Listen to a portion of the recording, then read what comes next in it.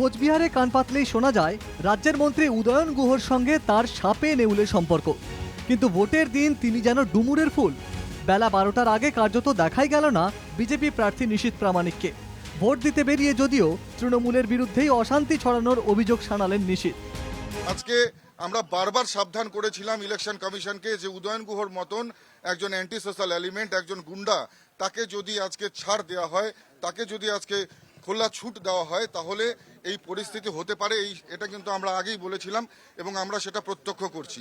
Paschimbanga police একেবারে দলদাসে পরিণত হয়ে পুলিশ এবং তৃণমূলের গুন্ডা মিলে যৌথ প্রয়াসে তারা কিন্তু আমাদের কর্মীদের উপর আক্রমণ থেকে শুরু করে প্রশাসনের সঙ্গে নিয়ে এই ঘটনা করছে, এটা ভাবা যায় না। আজকে নির্বাচন কমিশন এবং সেন্ট্রাল ফোর্স আছে বলেই কিছুটা শান্তিপূর্ণ ভোট হচ্ছে, কিছুটা আমি বলছি। শান্তিপূর্ণ ভোট চান নিশীথ। উদয়নের গতিবিধিতে নজরদারির জন্য কমিশনের কাছে আবেদনও করেছিলেন। এনকেটিভি বাংলাকে এক্সক্লুসিভ প্রতিক্রিয়া নিশীথের।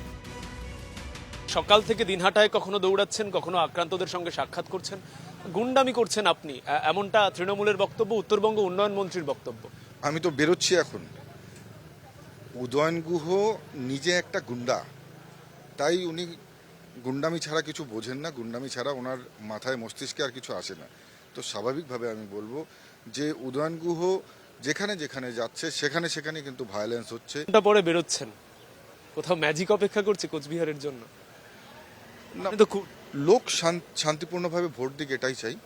যেখানে যেখানে সমস্যা হচ্ছিল ফোনের মাধ্যমে আমি সেই জায়গাগুলোতে ম্যানেজ করার চেষ্টা করেছি, যাতে আবার সেখানে আমরা ভালোভাবে ভোটিং শুরু হয়। যেখানে যেখানে মানুষকে আটকাবার চেষ্টা হচ্ছিল সেই জায়গাগুলোতে কিন্তু আমরা যাতে সঠিকভাবে সাধারণ মানুষ ভোট দিতে পারে সেই ব্যবস্থা করেছি।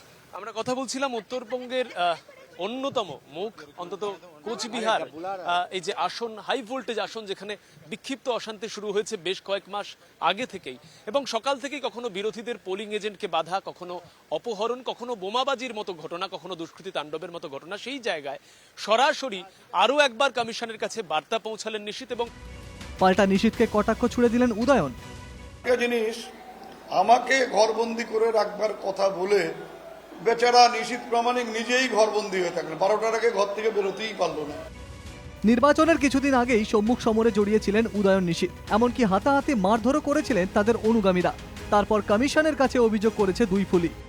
যদিও ভোটের দিন কার্যত অন্য ছবি দেখল কোচবিহার।